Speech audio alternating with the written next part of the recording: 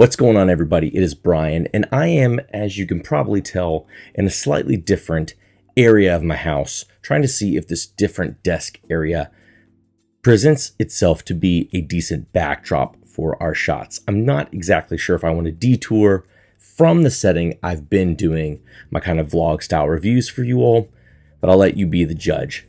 Subscribe, like, shoot me a comment below and let me know if you like this setting or if you prefer the old kitchen setting that I have been using. Nothing wrong with it. Just wanted to try something out and see. Now, while I'm down here, I figured I would pour something to talk about.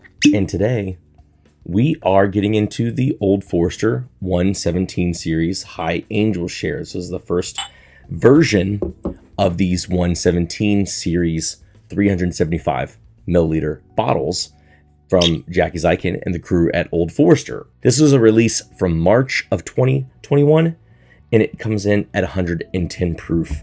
Now, I had a friend who had stopped me and he had said, hey, I haven't actually seen you do a review of the 117 yet, and I decided to do that. That compounded with the fact that I've been putting together my list of some of my top pours of the year, of which this one is on, and so I figured, why not go ahead and bring that to you all in a quick review. A lot of friends that I know aren't really a big fan of this release, but to me, banana cream pie notes. But beyond that, I get amaretto, I get warm leather, I get some dry oak, I get shortbread cookie, I get lots of caramel. It's slightly perfumey. I think that might be intertwining with the banana note.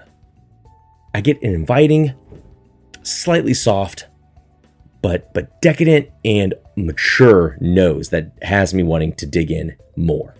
Let's go ahead and go in for a taste.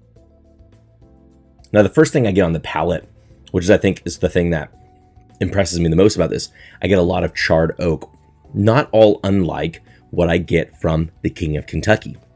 So with this being a $49.99 bottle or a full 750 milliliters worth being $100, you're coming in at less than half the price of what King of Kentucky was. Now, different product for sure, but something that gives me flavors to that when it's so hard to come by and get one of the King of Kentuckys, I'm all about.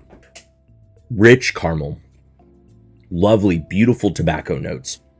I think it has a really long linger. It's slightly dry because it has this, it's really nice spice that comes right on the mid palate, and it lingers with a long, trailing, spiced finish full of leathers, oak.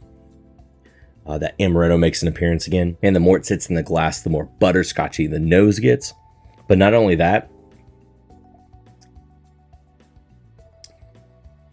both the nose and the lingering palate, so not in the middle where you get that spice, but kind of lingering, it kind of gets this like A&W cream soda sort of feeling. And I don't know if it's the trailing spice giving this slightly effervescence presence combined with like some vanilla and toasted sugar presence.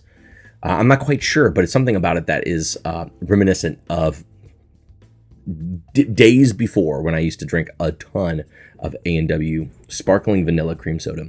I do get that bruleed banana a little bit too, but there's something about the saturation of flavor that comes off very mature, very old, not specifically knowing the age of what is in here. It definitely doesn't remind me all that much like a young whiskey.